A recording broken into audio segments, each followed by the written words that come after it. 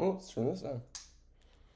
Welcome back to the GSMC Dead Ball Sports Podcast, hosted by GSMC Sports Network. I'm your host, Noel Jabber. Yesterday and today, there's a lot to talk about. NFL draft, no more mock draft, just straight NFL draft. Finally happened. Talk about that.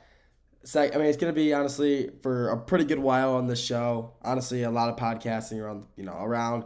It's gonna be NFL draft talk, NBA playoff talk, and honestly, that's probably it. There really is. You got regular season MLB, but a lot of people don't just go out of their way to talk about that. So you're gonna have a lot of MLB or NBA and NFL talk as recently. But like I said, I'll be talking about the NFL draft, some surprises within the draft, like teams that traded up, traded down, some surprise picks, players that are on the board. Then we're gonna go to the NBA, talk about the games from last night, preview the games for tonight and the weekend. Finally, to end it off, talk about Elijah Arenas, the son of Gilbert Arenas. He got into a coma, which is brutal. So I'll touch on that so everybody knows what's going on with that. Before we get to any of that though, tips and donations. Tips and donations are always greatly appreciated. By tipping and donating, it shows you guys care about the content that we're putting out, and we do put out the best content that we possibly can. So if you do want to tip or donate and you're in the live stream, feel free to do that with the super chat and sticker feature.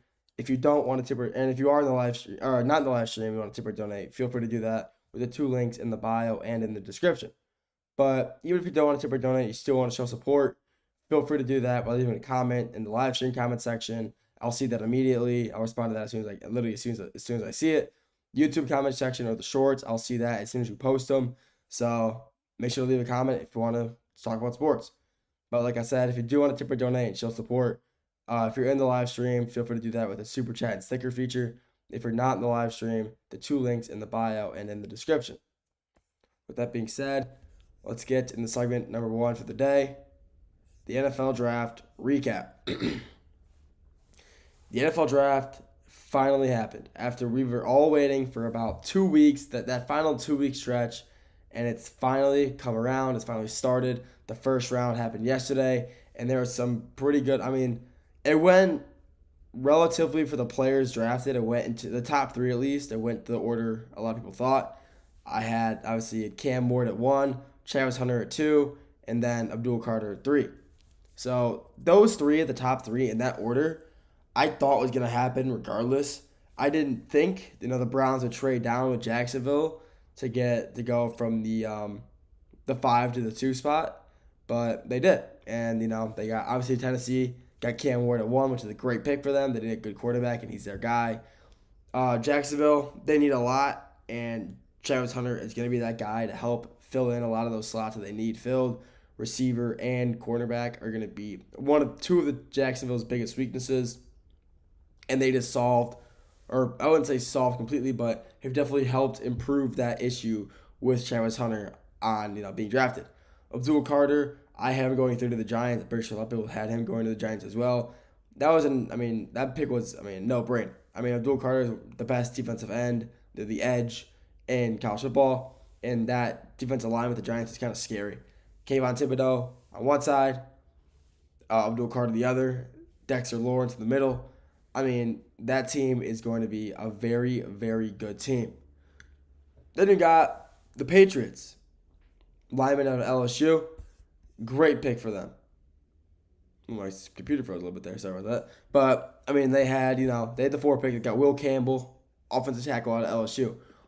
One of the best linemen in this year's draft, and that's why he went first. He was a 2-time All-American, phenomenal player. And if you saw his quote, his little media conference when he got drafted, what he said about Drake, man, was amazing. He said when the reporter asked him, how are you going to, help this team succeed? He said, I'm going to fight and die to make sure we succeed. And I thought that was just a really, really good thing for him to say. He obviously, he's a good lineman. And the Patriots are in need as a solid line. I thought they were going to either go with a lineman or a receiver. So I'm kind of glad they went with a lineman because that's what they needed, a lineman. And Will Campbell is going to be one of those guys who really helps out that offensive line. He's a leader. He was a leader on LSU. Phenomenal lineman as well. I mean, he's like 6'6", 320. He's a beast. He's fast. He's really strong.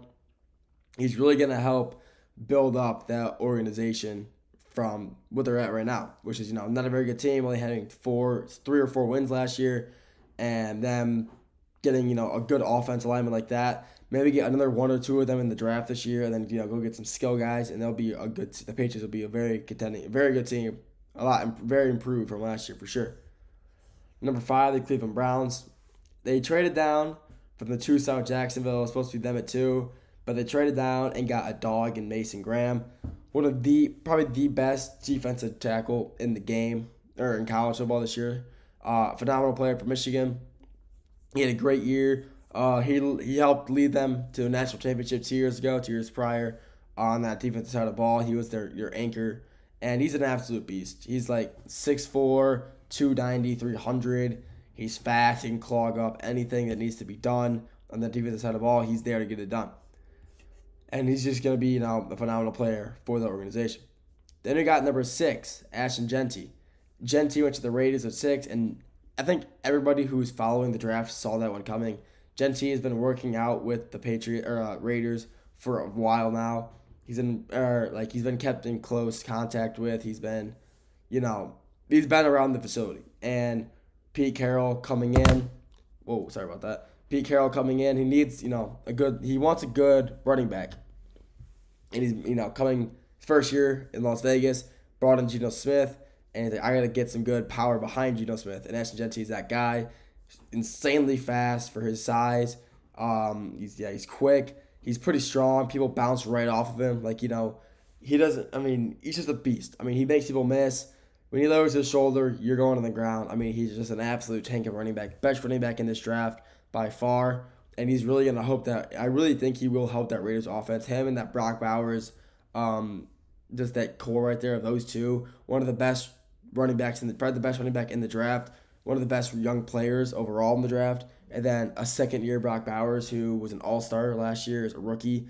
He's an absolute freak. That Raiders offense, if they get a solid receiver or two in the rest of this draft, they will be a very good team on the offensive side of the ball this year. Ooh, excuse me. I'm sorry. The Jets, they tackled their offensive line problem. Offensive tackle out of Missouri, Armand Bamboo. Very good offensive tackle from Missouri. Probably the best in the country. Behind Will Campbell, second best in the country. He was phenomenal for them the entire year. Missouri, they're not really a powerhouse in a lot of sports, but this year, in the past few years of football, they have been good because I feel like their offensive line is a really huge part, really key part for them to, succeed. And he was kind of the leader of that team for them this year and the past year as well. 8, from Arizona, the receiver, Tech McMillan. I'm not saying his full name, I'm saying Tat. It's a lot easier. But there was the best receiver in the draft class is the number 1 receiver in the draft class to Charlotte. He is a young superstar. He's phenomenal. He was the best receiver in this year's draft class by far. And he, is the first receiver off the board for a reason. He's phenomenal. He was, he's the reason Arizona, were on the map or on the radar. It was because of his game, because the way he played. He was just the best receiver. He's like, how can I compare him to like an NFL? Like his ceiling, I guess you could say, in the NFL is probably like a Cooper Kupp. Maybe no. I'm gonna give it like an OPJ. Like OPJ is one of the best receivers of all time. I love him, but I'm not gonna give him. I'm not gonna give his rookie like Antonio Brown or like Calvin Johnson. I'll give him like a very solid receiver who's all time. So I'll give like OBJ, and he's a phenomenal receiver. He's really good.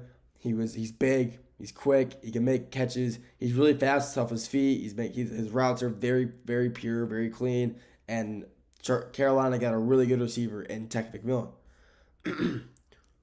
Offensive tackle out of Texas for New Orleans, Calvin Banks Jr. Texas is one of the best offensive teams in college football this year, and they were strong on all aspects: tight end, receiver, quarterback, running back, all that. And their offensive line was no exception. Calvin Banks made a lot of play. If you watch the game against Arizona State in their playoff game, his name was brought up a lot because of how many big plays he was making, getting downfield blocking done, get off his assignment, go find a linebacker. He was doing a lot for the Longhorns in that game. And he's another reason the Texans were so good. Texas was so good was because of his ability to play. At number 10, the first tight end off the board. People thought it'd be Tyler Warren. Guess again, Colston Loveland out of Michigan to Chicago. I didn't think the Bears really needed to draft a tight end that early. I think they should have gone, maybe for a lineman, because I think Cole Kmet is a good tight end for the Bears. He's not, the greatest tight end ever, but I don't think he's that bad where you need to go draft a tight end first round. But I mean, they got a great tight end out of Colston Loveland. He's phenomenal. He was a huge player. Sorry about that. He's a huge player for Michigan the past few seasons. He's made plays. He's always efficient. You need a ball to get caught for Michigan. They were throwing it to Loveland. If they wanted a quick short pass, quick bubble or something like that, Colston Loveland, yeah, you're going to be our guy. I mean, he's a great player, great overall playmaker. He can block, catch, do it all. So, great player for them, and he's going to be a great player for the Bears this upcoming season. That's all I got for this segment. Next segment, we're going to kick it over to the NFL again, but we're going to talk about some surprises in the draft. After that, going to the NBA, talk about games from last night, preview the games for tonight, and then end it off talking about Elijah Arenas. We'll get to that after the break. I feel like I'm losing my mind. Is everybody in the world blind? Please, Lord, give me a sign, a sign. I feel like I'm losing my mind. Is everybody in the world blind? Please, Lord, give me a sign, a sign. I wanna be the greatest. Everybody on the fake shit. I look around and feel like everybody is the fakest. I make this every day and I'm impatient, hoping one day I blow up from the basement. Statement, the top is so vacant. I don't hear shit that I think is amazing. Waiting for my day when I'm playing sold out shows for 1,000 faces. Hey, give me that crown, get in my way and to be put down. It ain't your place, all this my town. If I want that shit, then I'll get it right now. I'm losing it, the noose it fits. I'm losing shit, a stupid myth. You choose to live or choose to dip. You choose to fight or lose your grip and lose a gift. I feel like I'm losing my mind. Is everybody in the world blind? Please, Lord, give me a sign, a sign. I feel like I'm losing my mind. Is everybody in the world blind?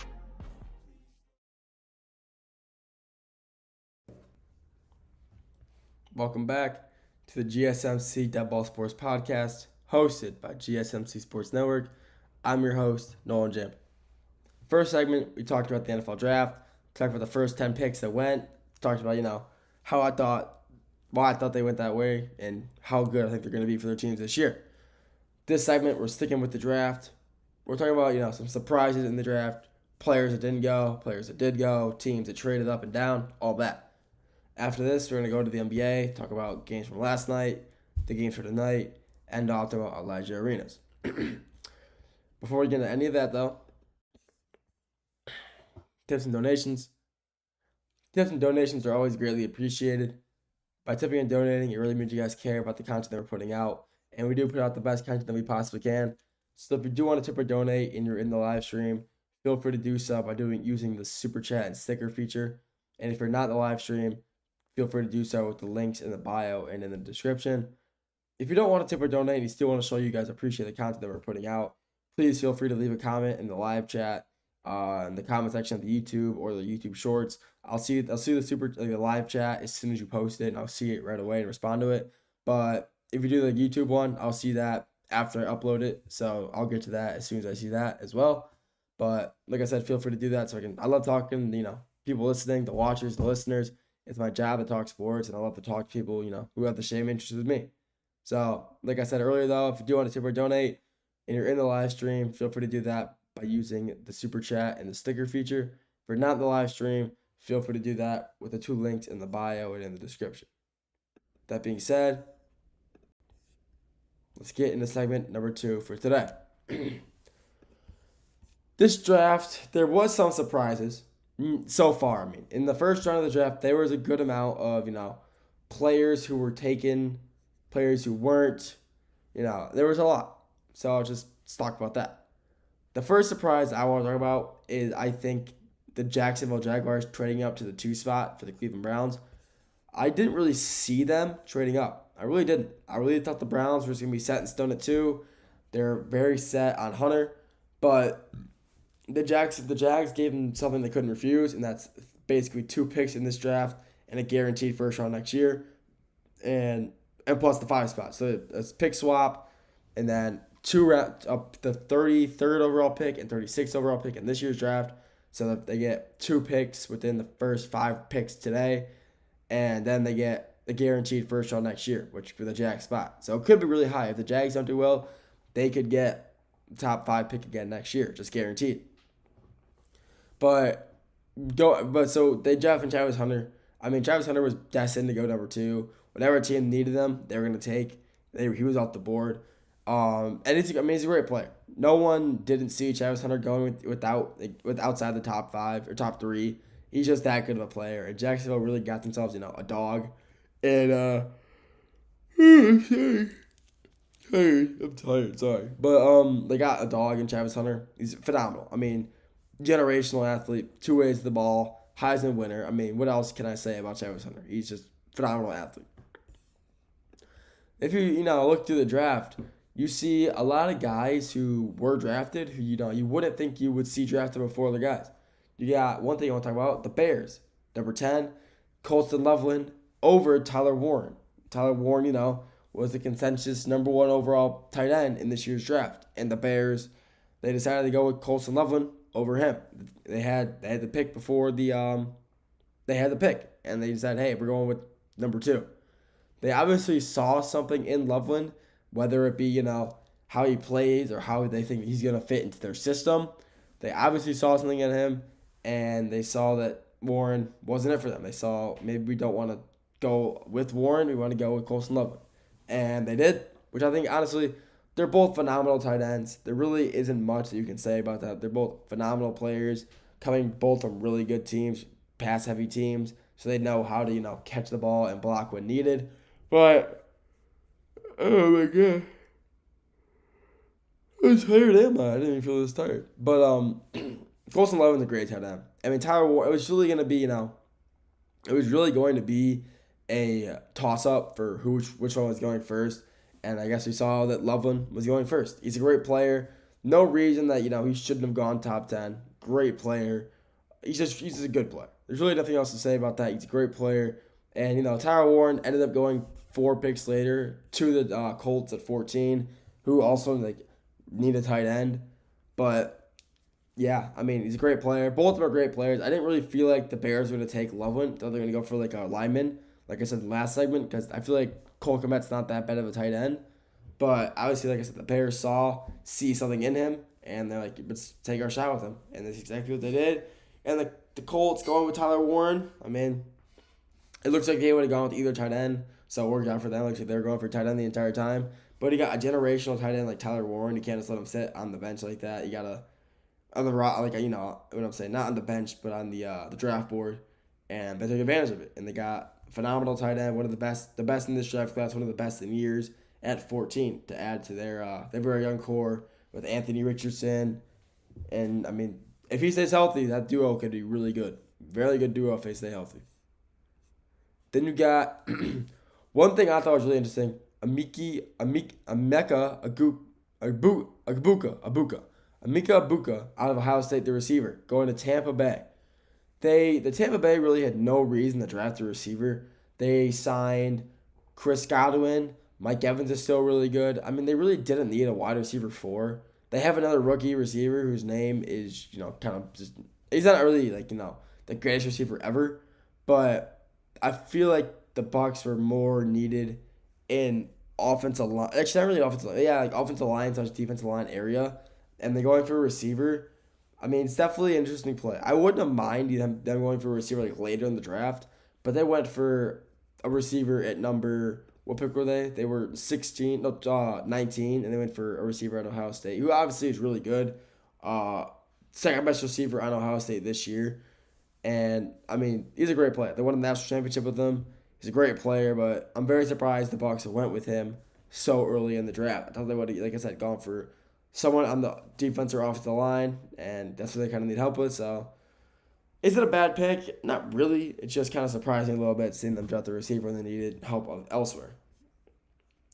Then you got guys like Jackson Dart getting drafted at 25.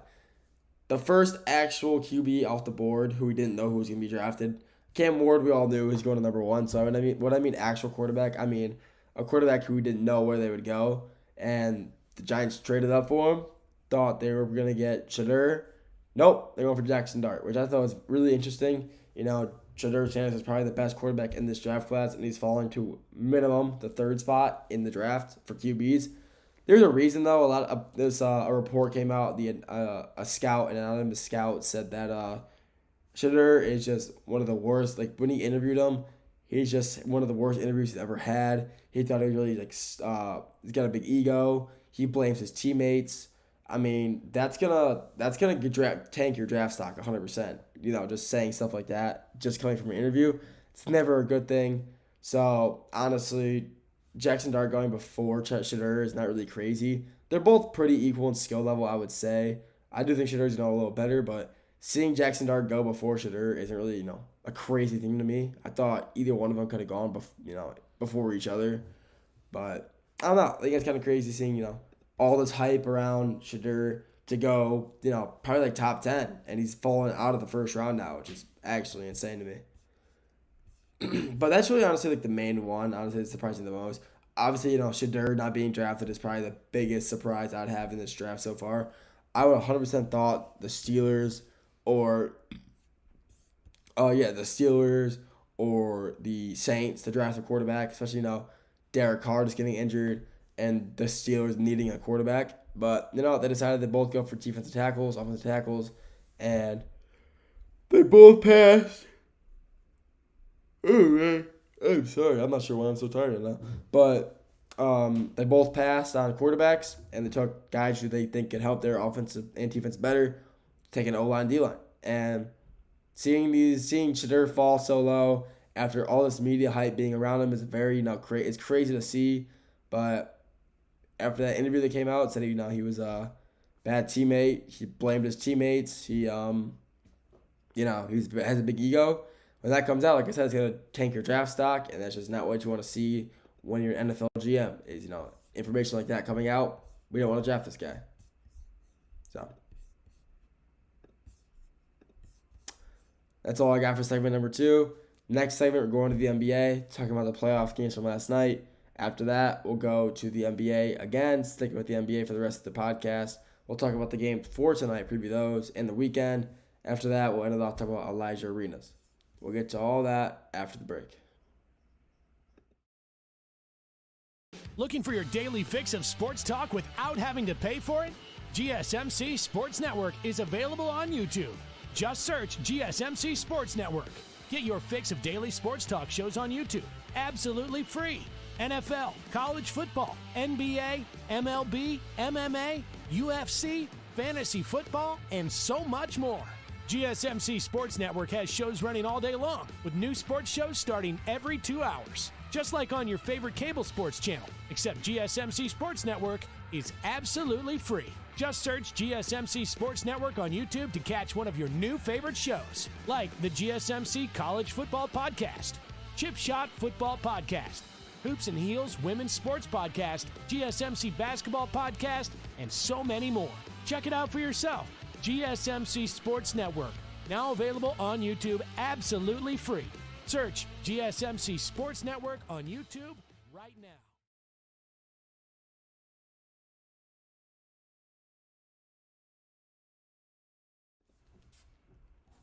Welcome back to the GSMC Dead Ball Sports Podcast, hosted by GSMC Sports Network. I'm your host, Nolan Jambert. First 2 segments, we talked about the NFL Draft, how that went, some surprises that came up throughout the draft. This segment, we're going to the NBA, recapping the Thursday games from last night.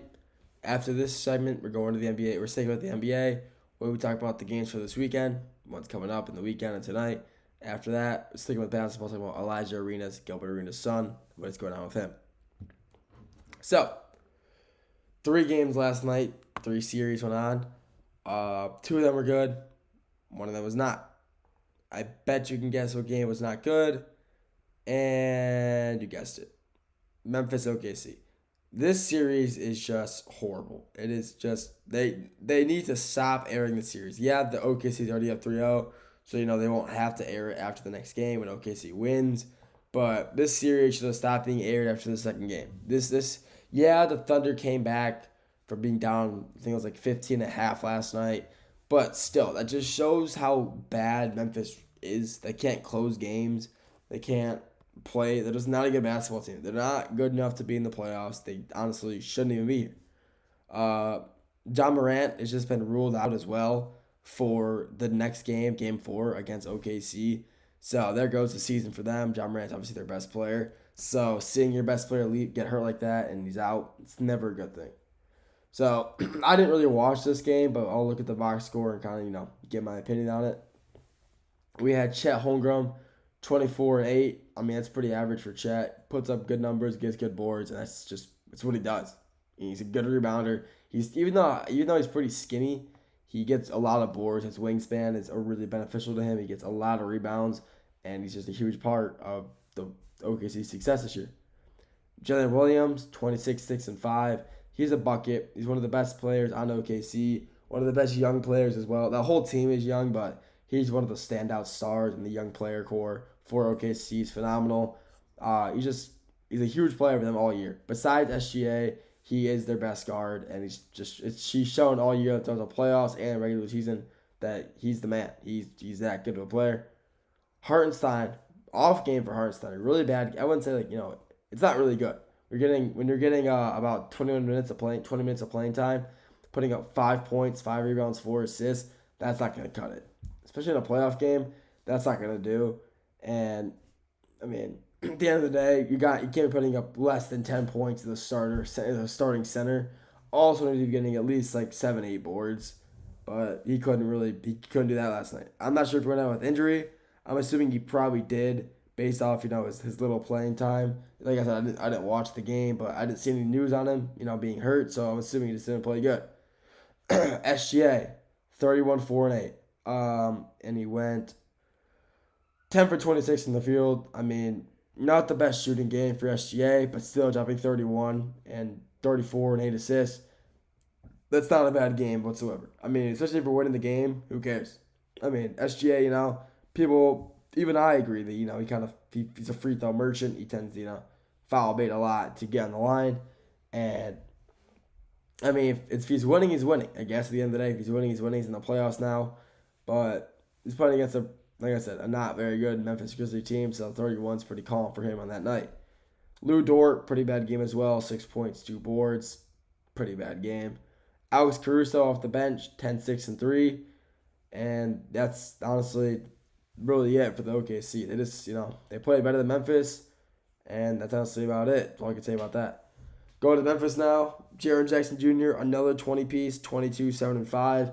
He's one of the best players he's probably honestly the best player on Memphis. I will say that. I think he's probably a better player overall than John Morant is. I think he helps the team a lot more than Ja does. Yeah, Ja, is a good scorer, but I think Jaren Jackson Jr. is a better overall player. He does more for the team, passes more, gets more rebounds, he's a better teammate in general. So another great game for JJJ. Scottie Pippen Jr., 28, 5 and 5. Give him that kid his flowers. I mean, give him some flowers. He's a great player. He's very young, a lot to learn, a lot to improve on. But even in the playoff game, dropping 28, I mean, he had a great game. They just happened to lose, which stinks. But Scottie Pippen Jr. plays like his dad. Aggressive, good shooter, good shooting from the mid-range. I mean, and good three-point shooter. He's a great three-point shooter, unlike his dad. Scottie Pippen Jr. is a great three-point shooter, shooting 6 for 10 last night, 60% from 3. It's always good. That's a pretty good stat line. So you can't complain about that. John Morant, 15, 1 and 5. He did get injured, so I'll give him some slack. But having 15 points and 16 minutes of play, that's pretty solid. Probably dropped around 30, and that probably won in the game for them. But John Morant getting hurt definitely costed the Memphis Grizzlies a win last night. And that's honestly about it for this series. I mean, this series is 3-0 OKC, but be honest, the series is over. OKC is going to 4-0 them, and that's honestly it. They're just not that good of a team to be playing against a dominant team like OKC. OKC is just that good of a team, and that's all I can really say about that. Next game we'll talk about New York and Detroit. First game in Detroit, this series, it was tied 1-1. New York came away with a really close win, 118 to 116. Really close game the entire time. I mean, there were some times where Detroit would be on deep runs. They went on a few like 10-0 runs. They went like on an 18-2 run at one point. They were, it was a great game. Constant back and forth, constant back and forth score changes, and it was close the entire time. If I wasn't paying attention to the draft, I was watching the Pistons game, and it was just close the entire time. I loved watching. Even though the Pistons lost, they put up a great game. New York just played a really good game as well. I mean, New York were just playing well, and some of our players just weren't. Malik Bees, Mikal Bridges, 27-3. I'm not sure why he wanted to play decent all of a sudden this game when he played pretty bad last game. But 20 points is 20 points, so I'll give him his flowers for that one. Karl Anthony Towns, after being held to 10 points last game, he drops 31 and 8. For a guy that size, you think he'd be getting more boards, at least 10, but getting held to 8 rebounds at his height, very surprising to me. But 31, I mean, for his height too, dropping 31 and being able to shoot the 3 ball so consistently, yeah, he's got it. I mean, he's a great player overall. Can't deny that. Jalen Brunson, I think he's dropped 30 points in every playoff game so far this year. 37-9. He's a great overall player. He's a phenomenal player for the Knicks and one of the best players in the NBA. He's an all-star for a reason. One of the best guards in the NBA, and he's an all-star for a reason. And the bench, obviously, the New York Knicks bench doesn't exist. I mean, Coach Thibs does not play anybody off the bench, and they play for like 10 or less minutes. Besides Mitchell Robinson, who got 16 minutes last night, had a good game, but I mean, the Knicks bench is non-existent, and the Knicks starting 5 are fatigued towards the end of the quarter, fourth quarter, and that's when they tend to slip up, let the lead fall away from them. Pistons tried to take advantage of it last night, just couldn't come through. Talk about the Pistons now. They're like how they did. Cade Cunningham had a great game, 24, 7, and 11, double-double. I mean, Cade's just the best player in Detroit. I mean, he's so good for the Pistons. I mean, you just can't deny that. I mean, first-time All-Star, phenomenal player, really leads the team, and he's just a great player and a generational. I'm so happy the Pistons got him. He's a generational player for them, and what else can I say about that?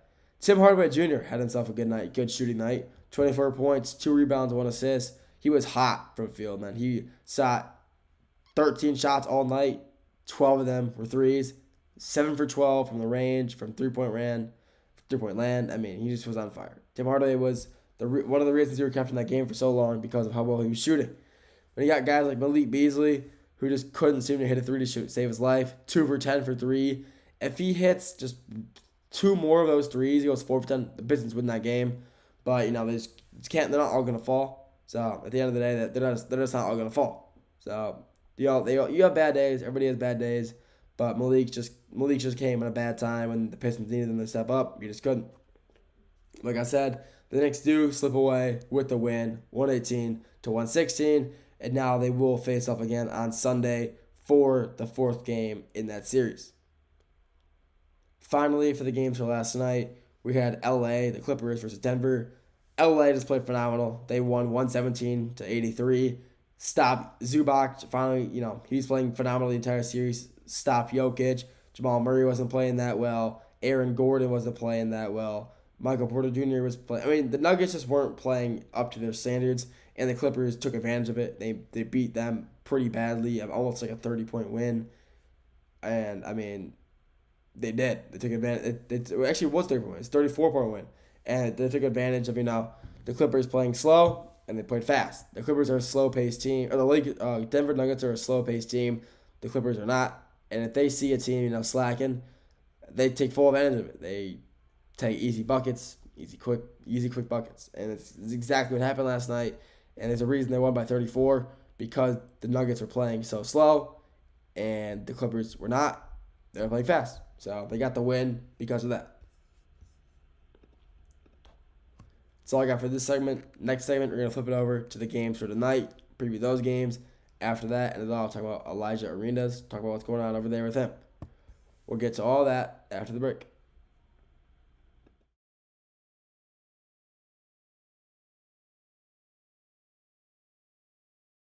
For the best and latest podcasts available anywhere, go to the podcast app on your cell phone and type in GSMC to access free content-rich podcasts on health and wellness, book reviews, sports, entertainment, relationships, social media, movies, technology, finance, and even weird news. Subscribe and download the GSMC Podcast Network's family of shows, available everywhere podcasts are found.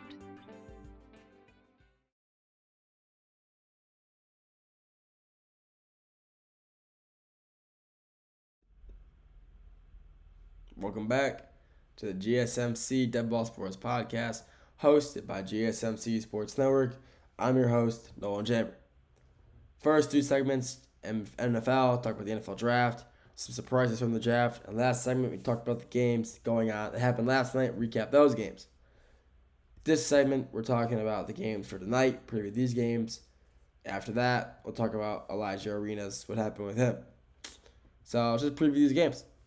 Talk about these games tonight. There's 3 games: LA Lakers versus Minnesota Timberwolves series, Houston Rockets versus the Golden State Warriors series, and then the Boston Celtics versus the Orlando Magic series. Not Houston Rockets. The Pacers versus Bucks series. Sorry, I got it mixed. I got the dates mixed up. Let's talk about the series that it's also probably end up 4-0. The Celtics Magic. I really thought the Magic would get at least 1 or 2 games on Boston. I really did. I thought their defensive ability is so good, it's so strong, that I thought they would 100% be able to, keep a good lead, maybe get a game or 2 out of Boston, but at the rate of how they're playing, that's unfortunately it's not going to happen. Boston is just such a good team. They are so much better than Orlando in every aspect. Their big play, Porzingis, better. Jason Tatum's better than Paulo. Jalen Green is better than Jalen Suggs. Any matchup is going to end well for Boston and not well for Orlando. This is the truth. The Celtics are just a lot better team, and I thought 100% the Magic were going to take a game or 2, especially with Jason Tatum being out. He was injured last game, maybe tonight too, but I'm not sure about tonight. But even with him being gone, they still managed to win by 9, which honestly was a lot closer than the first game, but still shows that they can play without Tatum, which, when you're losing your best player on your team and you're still winning games by almost 10 plus, you're fine. It shows that you are fine without him and you can make up. There's always guys next up on the roster who are willing to fill his spot, and Magic just couldn't get it done. Their defensive play is still phenomenal, holding one of the most efficient scoring teams in the NBA to just around 100 points a game. Is really good, but if their offense, is just a little bit better, they probably could have won last game, but their offensive play is still just not that good. Their defense is still, like I said, their strong suit. It's their strong point. They're a very good team. Defensively, offensively, unfortunately, not so much.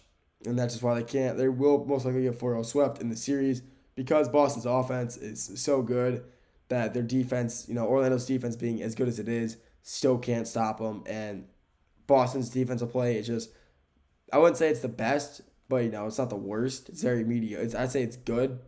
It's good. But Orlando's offense is just not that good. So that's why they just can't seem to get more than 100. But, the Celtics will win this game and take the series 3-0 and probably end up 4-0ing the series, ending the quick little sweep. Next series I want to talk about, Pacers-Bucks. This series is one of the, you see this series and think, oh, it's going to be a really, good series. It's going to be, possibly Game 7 series. The Pacers have said otherwise. The Pacers have decided that they just want to play the best basketball ever, and they want to take the Bucks to 4. They want to sweep the Bucks, and that's what I think is honestly going to happen. The they're in Milwaukee now. They have switched locations from Indianapolis, but even with Dame came back, the Pacers are just still such a good basketball team. I really underplayed how good Indiana is. They are a very good team. They are a very, very good basketball team, and I was really underestimating them. I thought Milwaukee had this series in honestly like 5 or 6, but honestly at this point it looks like Indiana in 7 or Indiana in 4. Honestly, Pascal Siakam's been hooping. You got Andrew Naismith, T.J. McCollum, Tyrese Halliburton. I mean, what the hell, Burton? But I mean, just the Pacers are such a good team. I mean, like I said, I really did underestimate how well they were gonna play. I really thought Giannis was gonna have his way with this team the whole time. I mean, he really is. He's honestly is having his way. He's dropping 34, 35, 36 plus point games like every game, and like doubles, rebounds, and the Bucks just can't seem to win. Giannis is having his way. He is literally dismantling the Pacers defense, but his teammates around him just aren't supporting him in any way, so they're just losing games. And that's why I think that if they get swept 4-0, Giannis hits the market. He wants to leave Milwaukee, and the Nets are really interested in Giannis. So I could totally see Giannis ending up in the Nets uniform next year. And obviously, they're rebuilding too, so that would be interesting to go to a rebuilding team. But if he wants, maybe he likes the culture over there. He also, he's got shops over there. Apparently, he's got a lot of like shops in Brooklyn. Like he owns the stores. So I mean, that's why he wants to go over there. But I mean, who knows? But honestly, at this point, even though with them going to Milwaukee, this could be like a Pacers like 4-1 series win, just by the way they've been playing. And Dame's didn't play good his first game. I mean, Chris Middleton. I know they never should have traded Chris Middleton. They never should have traded Chris Middleton for Kyle Kuzma. That has obviously just not worked out for them. Kyle Kuzma has not done good for them. Chris Middleton would be a huge asset for this team. He's a great defensive player for them. And they traded him away for Kyle Kuzma, who's putting up like 10 or less points a game so far in the playoffs, which is obviously totally backfiring on what they had going for him. They thought Kuzma would be a bucket. He'd be helping them play good defense. And he is not only not playing defense, he's not scoring. NFL draft round 2 to 3. Has that started yet? Did it start already? Or is it still at 7 o'clock? Is that live right now? If it's live, I'll follow that one for the next segment instead. It is not started. I will talk about that. I'll talk about that. But yeah, like I said, the Bucks are getting manhandled, and if this happens, Giannis will end up. If they get 4-0 swept, he will end up in Brooklyn next year. And the final series that's happening tonight for the NBA, the third game in the playoffs, the series for today, is the Lakers Timberwolves. Very good series. I mean, this series, obviously, it's 1-1. I thought, honestly, after the first game that Minnesota was going to, beat them. It starts at 7. Okay, sick. Thank you. I'll talk about that after this segment. We'll change topics. We'll talk about, who I think is going to go. But I had... Honestly, Minnesota, I thought by the way they were playing, I thought they were going to, beat the Lakers in 5, maybe 6. But Lakers have came back. They've decided they want to win. They want to, play good basketball again. And that's exactly what happened last game. Luka played phenomenal. Austin Reeves played well. LeBron still doing LeBron things, averaging 20. I mean, this is going to be a great series as well. This series has been, Ant-Man, Anthony Edwards has been talking smack. Like, it's just what he does. He talks smack. And towards the end of the playoffs, or like when the playoffs started, he found out that, they were playing LeBron and the Lakers. He said he had a quote. I'm not going to quote it because I think I'd probably end up swearing because the quote, there's a cuss word in the quote, and I don't want to get in trouble. But I think he said something like, I'm going to end that old man's career. But there was some other language in there I can't say. And honestly, he can back it up. I really think Anthony Edwards is honestly he's probably the biggest trash talker in the NBA right now. But the thing about him, he can back it up. He is just he's a phenomenal player. He's so athletic. He is one of the most athletic players in the NBA as well. I mean, his jump is so high. His dunks are just phenomenal. He could shoot, play defense. I mean, he's just an overall great player. And plus, they got one of the best, one of the tallest players in the NBA, Rudy Gobert, on that team as well. Not, the greatest offensive player ever, but he gets a lot of rebounds. He doesn't put up a lot of points, but he's getting a lot of rebounds. And when Rudy Gobert is having a good game, he's putting up 15 points and 20 rebounds a game. But that's what happened in the first game. They were manhandling the Lakers in the paint, manhandling Jackson Hayes. He put up like 10 points and like 16, 17 rebounds. Last game, he was slowed down. He only had like 5 points and I think it was like 11 or 10 rebounds, so a lot less than what he's normally, capable of getting. And the Lakers won. Because of that, they won. And that was honestly it. When you manage to stop Rudy Gobert in the paint, that's going to help your team a lot. Because a lot of the other players, the Lakers obviously are a great shooting team, so they need their buckets to go in. But you got guys in Minnesota. You got like Mike Conley. He's a good shooter, but he's not really consistent from three. Julius Randle, I wouldn't really consider him a three-point shooter.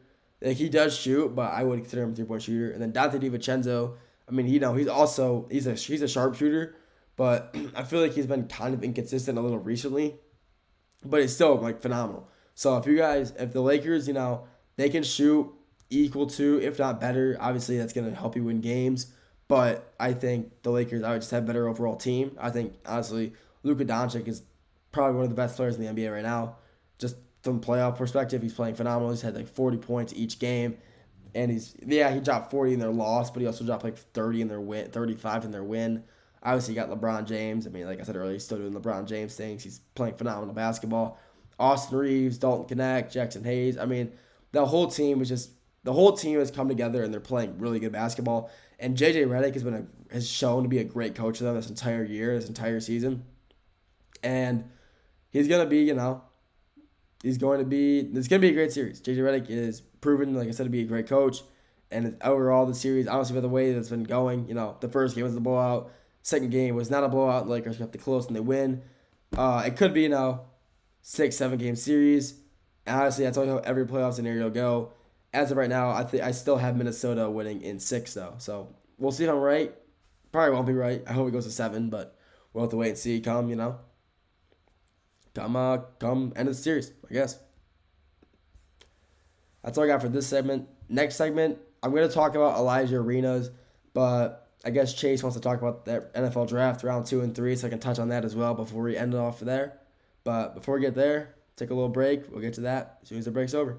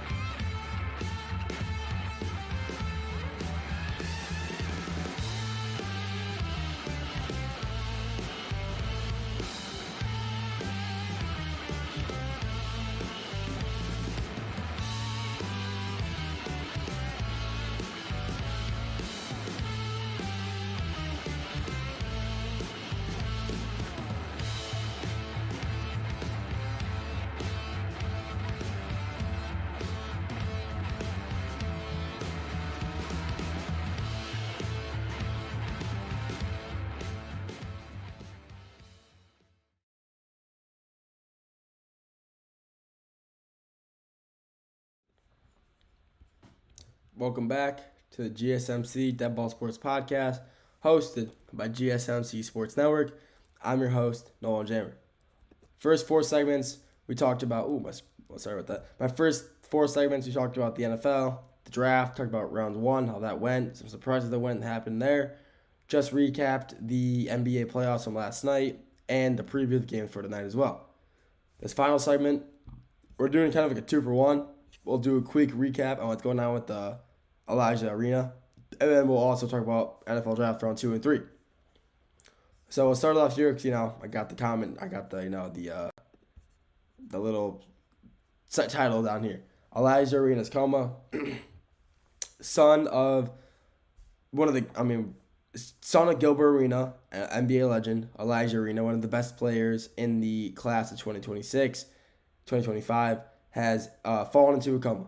He happened to get into an accident, and he was placed into medical care after the crash, and he is now in a coma through medical needs. So he got in a crash, he got injured. That's horrible. So they took him to a hospital, and what they decided to do, they decided to put him into a medical induced coma. So they placed his body into the coma because he inhaled a lot of smoke from the car crash that he was a part of, and the coma is supposedly going to help him, get the smoke out, clear his body out, of all the smoke, all the toxins, all that. So we're hoping for a speedy recovery for him. Phenomenal player. He plays like his dad. Gilbert Arenas is obviously not one of the greatest of all time, but one of the most. He's got a phenomenal highlight reel. Gilbert Arenas' highlight reels are really good. There's nothing most you can say about that. Gilbert Arenas is a great basketball player, and I'm really hoping for Elijah to get well soon again. That's just really it. So, yeah. All right. Quick little. I just want to talk about that real quick. We'll talk about the NFL draft. So, yeah, that wasn't surprising. So, NFL draft rounds 2 or 3. I'm only doing this because Chase requested it, so hope he's still here. But you got some surprises within this draft, like I said earlier. But a surprise I want to talk about, like I mentioned earlier, Shedeur Sanders is still on the draft board at round 2. Round 2 and 3 starts at 7 o'clock tonight. And there is still some very good players out there on the board who have not been chosen. Shedeur Sanders, he's one of them. The Browns have the first overall pick tonight, 33, and they have another pick again at 36.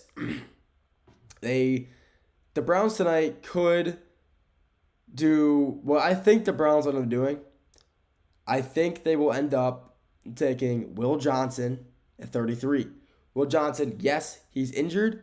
He's got some knee problems, but he would be a huge addition to that secondary for them. Will Johnson, in my opinion, was the best cornerback, best defensive back in this draft class, and he fell so far just because of injury problems, which it's never a good thing. Injury problems will always hold a player back, unfortunately. But him falling out of the first round when he's originally a top 10 pick before he got injured, it does suck. I do feel bad for the kid, but I don't think the Browns pass on just such a good defensive player such as Will Johnson. He was phenomenal. He still is. He's a phenomenal player overall when he's healthy. And honestly, that's it. Will Johnson is just that good of a player, and that's really all I can say about that. Then the Browns, again, they have the 36 overall pick. So what do the Browns really need? They got their guy. They got Mason Graham out of Michigan. So they got another defensive tackle. And they're trying to, if they want to stack up that defense, add Will Johnson, and then maybe get Mike Green from Marshall if he's still on the board. Mike Green is one of the most underrated pass rushers in the league this year, going into the draft. He's a freak.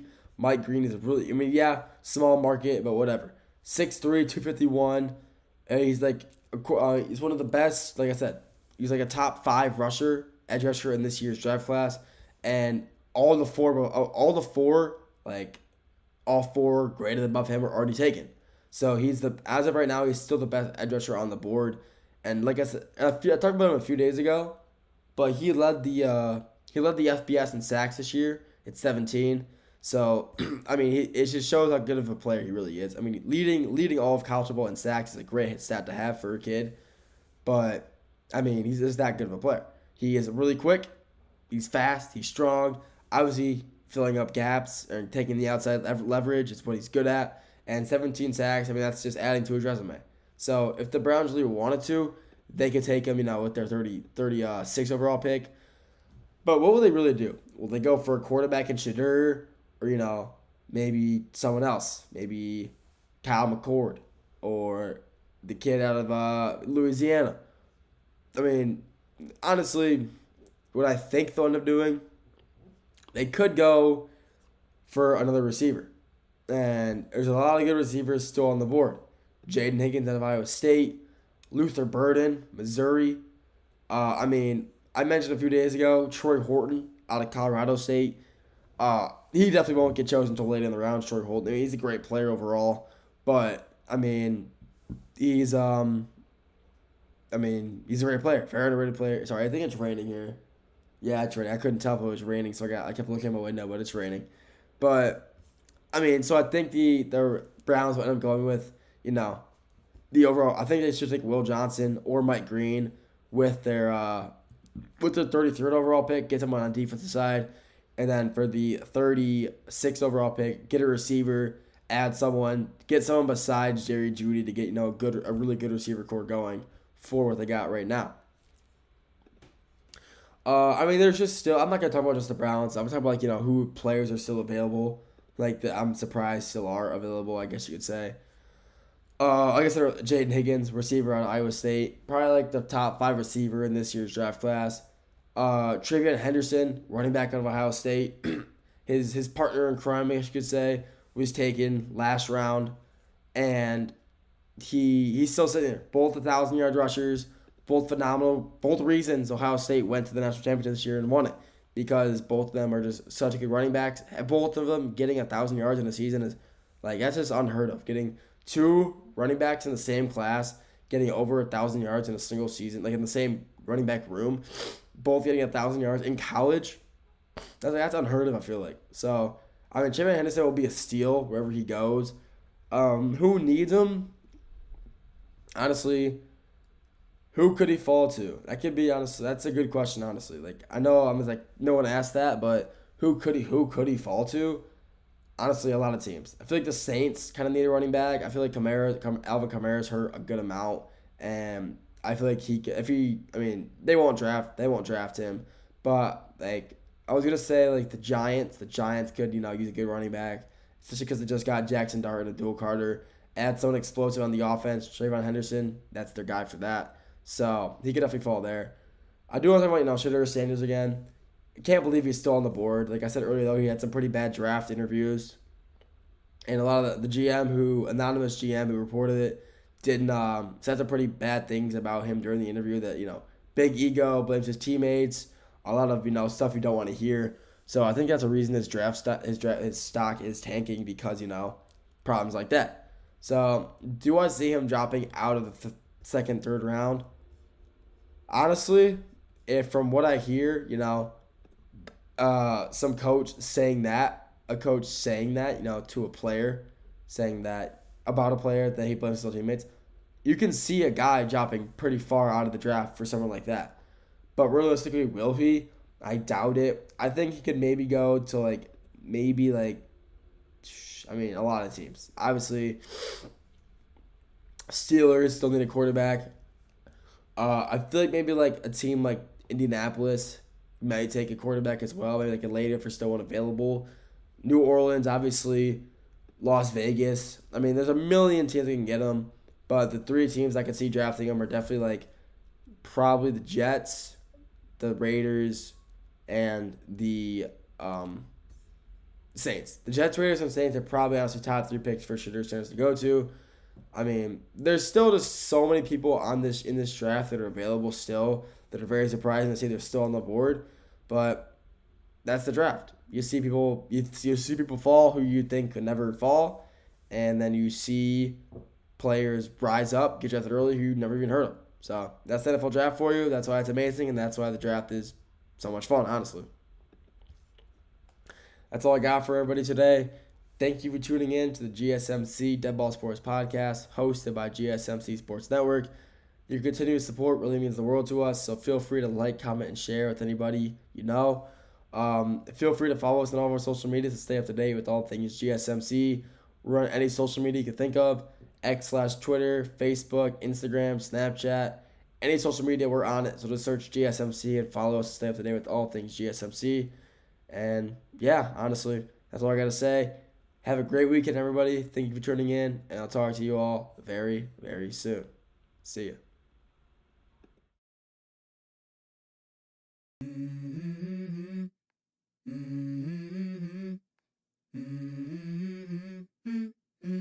Let's go. I wake up to a little bit of drool on my pillow, feel like it's gonna be a bad day. Yeah, I'm tired of shit, and the coffee ain't hit yet, damn, ain't that great. I don't wanna go to